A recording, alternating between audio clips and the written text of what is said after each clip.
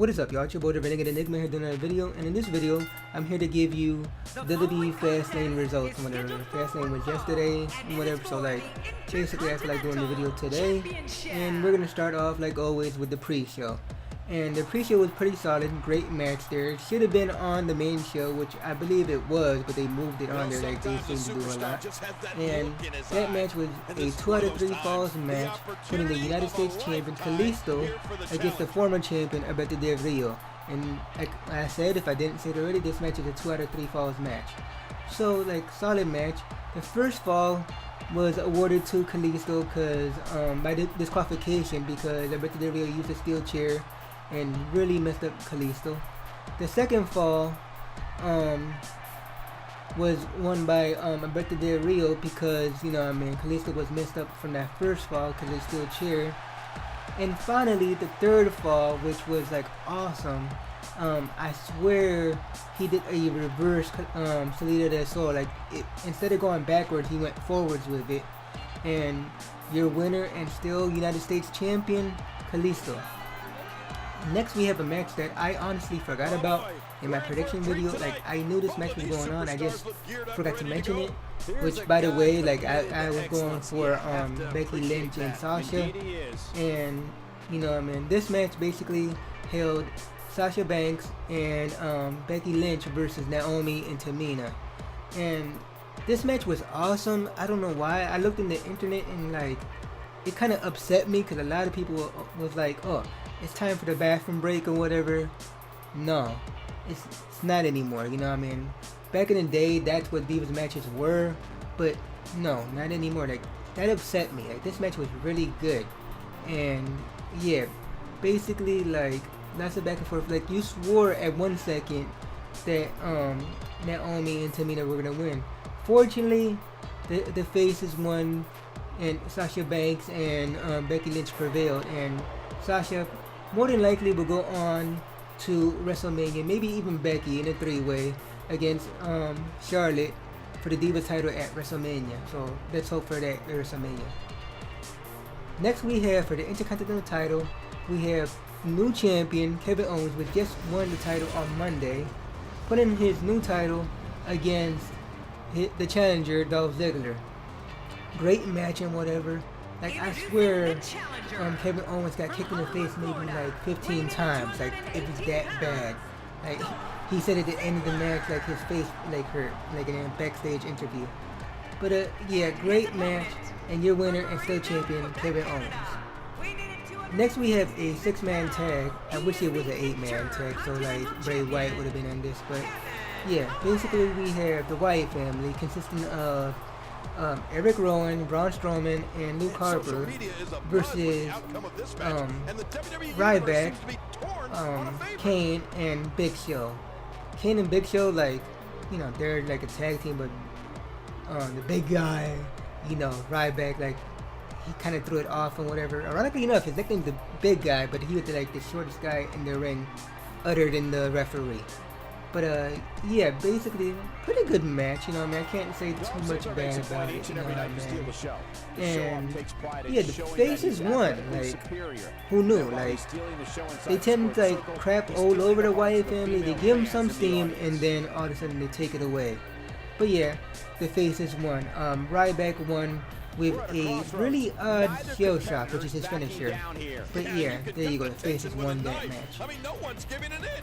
Next, we have for the Divas title, we have the champion Charlotte with her father Ric Flair defending her title against Brie Bella, which, you know, Brie has like her sister injured. She has her husband Daniel Bryan just retiring and whatever. So, you know, for sympathy reasons, you would think you know, Brie Bella would have won. But you know, this match went back and forth. Like, it was awesome. Like, Brie Bella came to the ring with Daniel Bryan's kick pads from WrestleMania 30.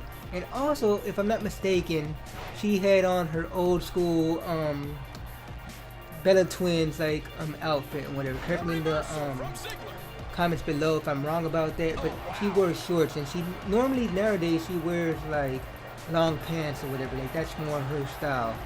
but it looked like he went more with a Bella Twins look in this like occasion. But yeah, lots of back and forth. Like again, another solid Divas match. Like I don't know why people crap all over the Divas. You know what I mean? You wanted a Divas Revolution and you got it, and you still seem not to like it. Like fans are never happy. But this match was awesome. And yeah, at the end of the match, Brie Bella hit Charlotte with a yes lock, LeBell lock, whatever you want to call it, a no lock. Any one of those names would do. And then she turned it into a single leg Boston Crab. Charlotte reversed that into the figure 8, and your winner and still champion Charlotte. So hopefully she'll go on to WrestleMania for either a one-on-one match against Sasha or a three-way with Sasha, Charlotte, and Becky. So yeah, we have that. Next we have a match that I'm already putting for like a candidate for match of the year, and that is AJ Styles versus Chris Jericho. Great match. Like they had such great spots here. Like at one point AJ like went for his like flying forearm, the springboard one, and Jericho like hit his like I guess a springboard drop kick right before he hit it. Like that looked vicious. Like I swore AJ Styles was knocked out. But yeah, you know what I mean? People on Twitter and like the internet in general complain about Jericho. Oh, you very talented and whatever. Or like, you lost your jobber. Like he pointed out himself. Oh, if I lose, I'm a jobber. If I win, I'm basically killing younger talent and whatever. And that's not the case. They told a story with this, you know what I mean? A nice feud and whatever. That's the way I see it. But long story short, you know what I mean? AJ Styles won. And then at the end of the match, they shook hands or whatever. So there goes Jericho's heel turn and whatever. Like I guess he's back to being a face. But yeah, awesome match. Like if you had the WWE Network, I suggest you go on there just to see this match because that's how good it was. Next we have a segment which is the Cutting Edge Peep Show, which is Edge and Christian. You know, the ENC connection. And you know, they're basically there to promote their new show, you know what I mean, on the WWE Network, the Edge and Christian show, and you know what I mean, they're basically hyping it up and whatever. It's basically the only reason this segment was here. But you know, they're supposed to interview the New Day, which the New Day came out and whatever, and you know what I mean, New Day basically berated Edge and Christian, which Edge and Christian came back, and you know what I mean, they basically destroyed them on the mic. Edge and Christian basically said that, you know what I mean, they're the most vanilla chocolate people in the world. Like they're bland, you know what I mean? Like they're nothing. That's basically what they were like originally faced. And they dropped it faster than Kofi dropped his fake Jamaican accent. Like these were the jokes that were said. And then said Christian said something to the effect of they're basically knockoff Edge and Christians. You know, they basically got all funny with it like Edge and Christian did, you know what I mean? Like the trombone that equals the kazoo, you know, stuff like that. And then like they started New Day started going into like they're the best tag team around, like nobody could beat them. They beat the Usos, they beat the Dudleys, they beat this team, they beat that team.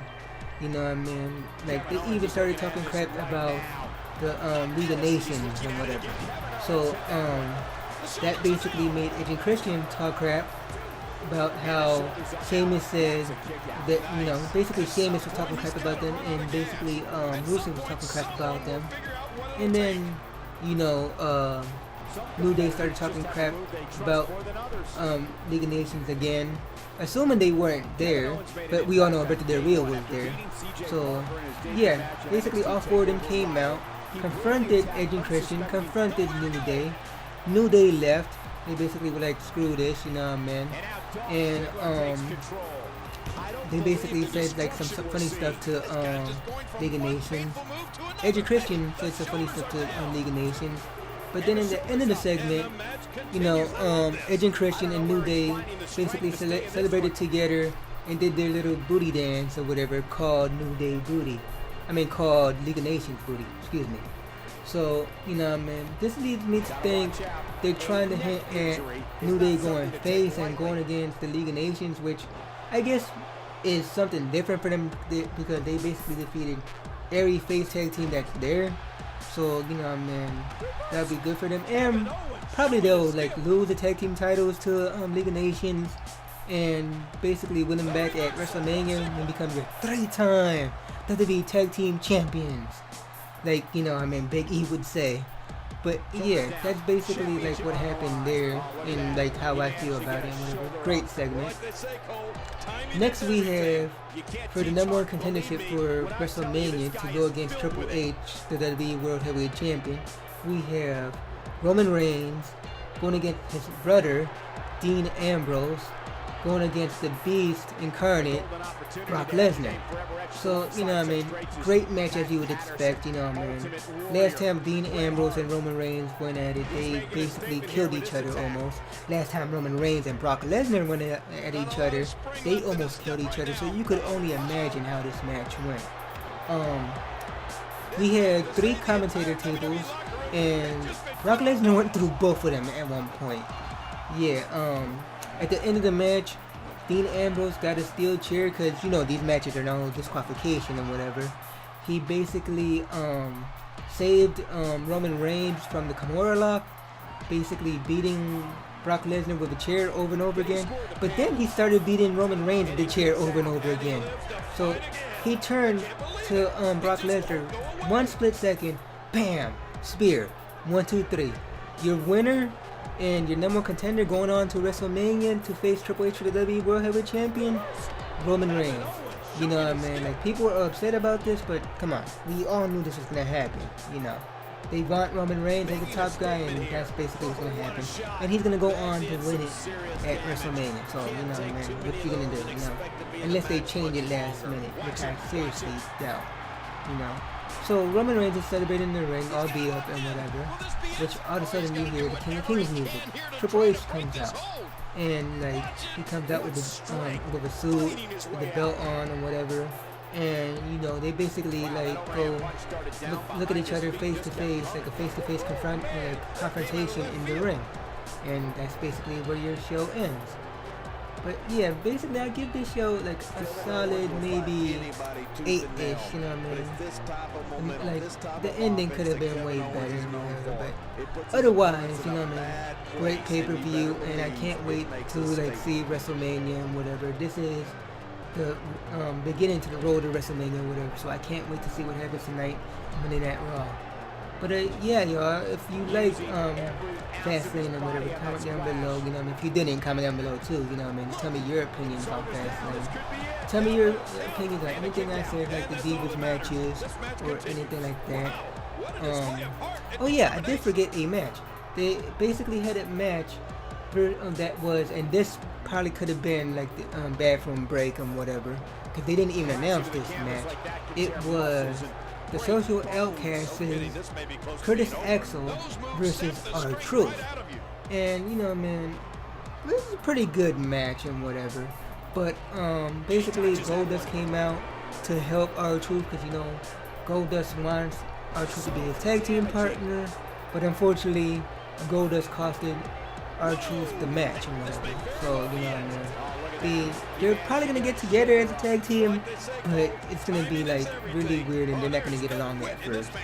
But yeah, basically comment down below, tell me how you feel about, you know, this pay-per-view, any of the matches and whatever, anything I've said in this video, you know what I mean? Tell me how this is gonna like affect WrestleMania and whatever. And like always, you know what I mean, like this video if you like it, share with your friends, you know what I mean, subscribe if you haven't subscribed already. Until next time, y'all. Peace.